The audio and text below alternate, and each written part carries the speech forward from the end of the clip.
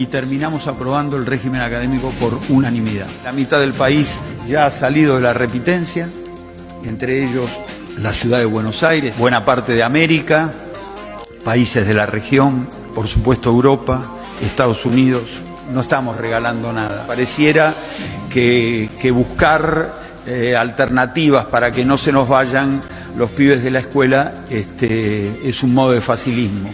Y nosotros creemos que puede haber un camino en donde se le exija a los chicos, pero se los acompañe. Bien, acá la veo a Paula del Bosco. ¿Cómo le va, Paula? Paula, estábamos escuchando al ministro Sileoni que él dice no estamos regalando nada y es una alternativa para evitar que los chicos se vayan de la escuela, es decir, es una herramienta para retenerlos en la escuela. Ese sería el objetivo principal, ¿verdad? Por supuesto. Yo leí la resolución del 7 de junio, digamos, me resultó difícil porque es un lenguaje jurídico donde hay una referencia continua a la ley del 26.206, pero otras más que fueron como corrigiendo el tiro. Y creo que tendría que empezar diciendo que la educación es un tema que hay que pensar y repensar, como dice el Estatuto de la Academia. La Academia Nacional de Educación tiene, digamos, eso sería su frase fundacional. La educación no es que se arma una vez por todas. Así que estoy de acuerdo con el ministro Sileoni que hay que acompañar. No se trata de transmitir contenido nada más como si se tratara de envases vacíos, sino que cada alumno, cada alumna son personas que están creciendo. En el secundario lo tomamos en un periodo bastante complejo, que es el periodo en el cual se van transformando en adultos. En cierto sentido toman distancia de los padres, así que la escuela cumple una función muy particular que es reafirmar lo bueno y tratar de frenar lo malo, poniéndose como, digamos, un recorrido hacia la adultez. Ahora vamos al tema concreto de la no repitencia. Yo leyendo el texto de la resolución me di cuenta que se hace una extrapolación simplificadora. Se dice, no va a haber más repitencia. Entonces, claro, entonces los certificados de estudio carecen completamente de sentido. Yo no creo que sea ese el espíritu. En eso estoy totalmente de acuerdo con el ministro Sileoni. No es ese el espíritu. La dificultad que me traen gente que trabaja en colegios, yo he trabajado en colegios durante 15 años, pero hace mucho tiempo que no lo hago, así que no tengo fresca la problemática de los chicos de secundario, pero sí entiendo que hay un gran abandono, siendo la escuela secundaria obligatoria en la Argentina desde el 2006, sin embargo, sabemos que la mitad de los chicos bueno, ahora un poquito menos, del 50%, no la termina, con lo cual acceden a trabajos de menor calidad. Dicho esto, ¿qué hay que hacer? Los adultos somos los responsables de que ellos cumplan su derecho a ser educados. Así que tenemos que buscar los caminos. La repitencia muchas veces es la puerta de entrada del abandono, mejor dicho, la puerta de salida de la escuela.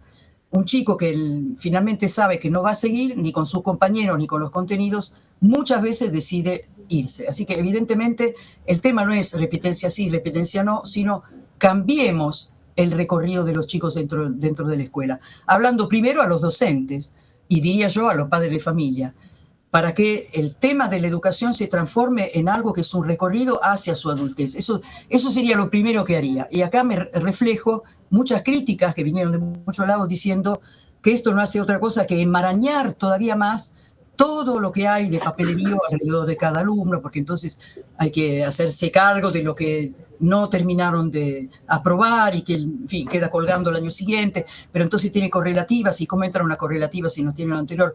Todo eso lo entiendo perfectamente, así que nosotros tenemos que buscar el modo. Lo digo fácil, por supuesto, me criticarán todo lo que tiene que buscar ese modo, pero sí entiendo que el sistema educativo puede ofrecerle a los chicos, particularmente en ese periodo tan delicado como es la adolescencia, un camino de plena inserción. Es nuestro deber. Después vemos cómo reacciona, pero es nuestro deber ofrecérselo. Claro, ese sería el objetivo. Ahora, en concreto, lo que ha levantado más polvareda, digamos, es el tema de la repitencia. Si está bien eliminarlo, si está mal. El ministro Sileoni dice que la mitad de las jurisdicciones del país ya la eliminaron. Visita la ciudad de Buenos Aires. ¿Es correcto eso? Sí, es correcto. Van y vienen. Por ejemplo, Santa Fe puso la no repitencia durante un periodo, después al cambiar el ministerio, digamos, el ministro fue eliminada. Van y vienen, están buscando. Lo mismo pasó con la escuela primaria, que van y vienen, porque Sí, hay que repensar la educación, hay que ver cuál es el sistema, porque si el mensaje que les llega a los chicos, que son grandes simplificadores, bueno, viste, ya no te bochan, así que adelante con la vagancia, ese no es un buen mensaje. El mensaje es la vinculación más intensa de los docentes con cada uno de los chicos que tienen enfrente. Una vinculación que les haga imposible abandonar. Como me cuesta mucho lo abstracto, yo soy más bien concreta y metafórica, voy a contar un episodio que me parece que ilustra bastante bien lo que quiero decir. Hace poco hubo un congreso para educadores organizado por CREA Oeste, fue en Carlos Casares, y el congreso empezó con una escena, parecía un acting, pero en realidad era reproducir un episodio real.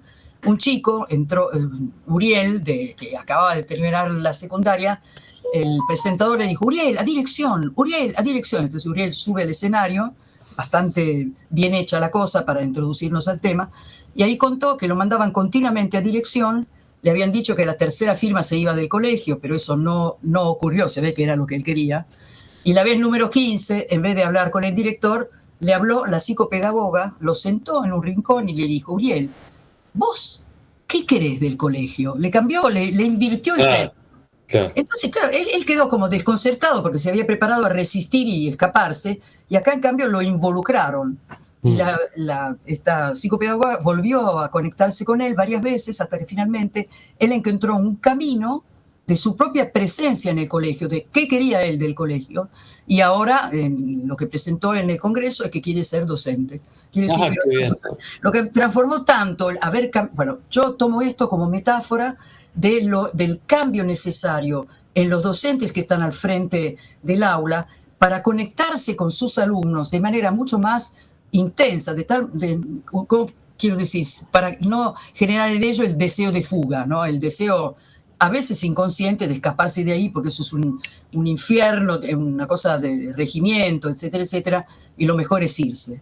Yo creo que vamos contra esa simplificación que es propia de la juventud, reforzada por el espíritu de grupo, que hace que muchos vivan el periodo de la escuela, sobre todo en secundaria, como algo que tiene que ser resistido. Así que en ese sentido entiendo la intención de esta resolución.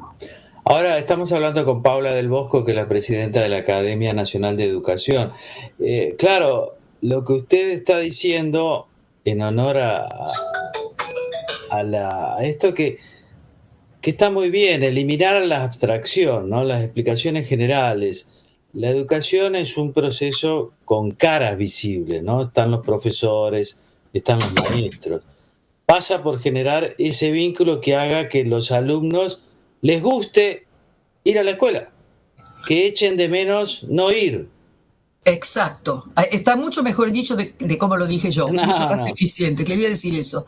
De hecho, cito a una filósofa judía que es homónima de una ministra francesa, se llama Simone Weil o Simone Weil, según quieran decirlo a la alemana. Ella en el 43 dejó una especie de testamento intelectual, no lo sabía que se iba a morir, pero bueno, finalmente resultó ser su último libro, en el cual habla de lo que sería la educación popular y pone énfasis en el hecho de que cuando un profesor va a enseñar algo que es verdad, solamente él sabe que es verdad, no es que lo saben los alumnos. Entonces, para que los alumnos abran sus cabezas y escuchen, tiene que haber un lazo de simpatía, dice ella, de benevolencia. Solamente así los alumnos frente al docente, varón o mujer, que le diga algo, como les cae bien el profesor, lo escuchan y lo retienen. Y yo esto lo he comprobado, es exactamente así. Cuando uno, en el fondo, vive ese espacio del aula, no de una manera mecánica, repetitiva, que los chicos lo captan enseguida, ¿no? Se captan cuando no nos interesa de ellos y no nos interesa lo que enseñamos. Entonces, cuando es así, no hay ningún tipo de transmisión. Porque el solo hecho de estar en la escuela no es que te educa, eso seguramente es así. Y en una época de múltiples fuentes de conocimiento, de variedad diferente en cuanto a su verdad y a su valor, en fin, la escuela pierde todavía esa centralidad que puede haber tenido en un momento, que era donde se aprenden cosas. Porque ahora se aprenden cosas en muchos lados. Ahora, yo sigo defendiendo la necesidad de la escuela, porque es una manera de enseñar mucho más, no sé cómo decir, cuidada en su calidad y además más extendida, donde se enseña a tener un mínimo de conocimiento que permita una vida adulta como protagonistas y como protagonistas capaces de aportar algo positivo a este mundo, ¿no? En cambio, los conocimientos parciales no ayudan a eso. Ahora, fíjese que en teoría, en abstracto, digamos, sería lógico eso de la conexión entre el maestro y los alumnos, porque los alumnos van a la escuela precisamente a tener esa conexión, a aprender algo, pero además a conocer gente valiosa, que son los profesores en general, ¿no? El lugar Sí, de la sí. autoridad, una persona que ya ha estudiado y demás.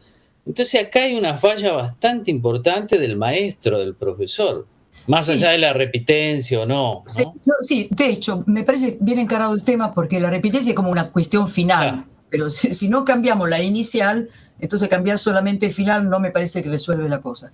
Sí, probablemente hay que volver a la idea de que uno enseña por vocación. En realidad, todos los adultos, varones y mujeres, padres, madres o no padres y madres en sentido biológico, tenemos hacia la juventud una responsabilidad. Hans Jonas la llama responsabilidad no recíproca. La refiere a la paternidad, pero yo creo que se puede extender a todos los adultos. Somos nosotros que los hemos llamado a la vida y somos nosotros un poco los encargados de hacerlo entrar a la vida lo mejor pertrecho posible, explicándoles qué cosa es peligroso, qué cosa es bueno, qué hemos hecho mal y qué hay que mejorar. En fin, todo el tema, por ejemplo, de la educación ambiental parte de eso. Mirá, hasta ya. ahora hemos exagerado con los combustibles fósiles, hay que cambiar, etcétera. Y los chicos, cuando entienden que es algo auténtico, seguramente nos escuchan y añado algo. Y a veces critican algo que es una crítica real, que hay que aceptarla, porque por ahí, en el transcurso de la vida, uno dejó de ver ciertos aspectos. Así que quiero decir que hay un ida y vuelta diferente, no me refiero que par, sino que de intensidad distinta, pero también la mirada de lo que recién llegan puede abrirnos los ojos en algunos aspectos negativos de nuestro mundo que hemos dejado de ver. Así que me parece una cosa casi diría sagrada, ¿no? Este intercambio de conocimientos, experiencias y miradas. Si uno entra así al aula, algo bueno sale seguro. Si uno entra, no sé cómo decir, sí, desencantado, pensando que le pagan poco por una tarea que vale mucho más, etcétera, etcétera, bueno, los alumnos enseguida captan la Claro. actitud del docente y no abren ni su corazón ni su cabeza, digamos, vamos a Pero decirlo fíjese, así. a veces hay como un exceso de sindicalización, porque pagar poco se pagan todos los trabajos casi. Y No si lo uno sabía. entrara, digamos, a hacer un trabajo en función de lo que gana, y haría pocas cosas buenas, porque ¿quién Estoy de gana acuerdo. bien ahora? Ahora, la vocación es necesaria en todo, porque el zapatero, el bancario, todos tienen que tener una vocación, ¿sí? ¿No?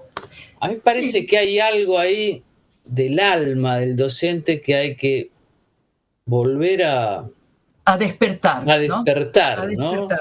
Es así, yo doy mucha charla de capacitación docente, no porque sea una experta, yo creo que no soy experta en nada, francamente, pero sí me encanta el trabajo que hago.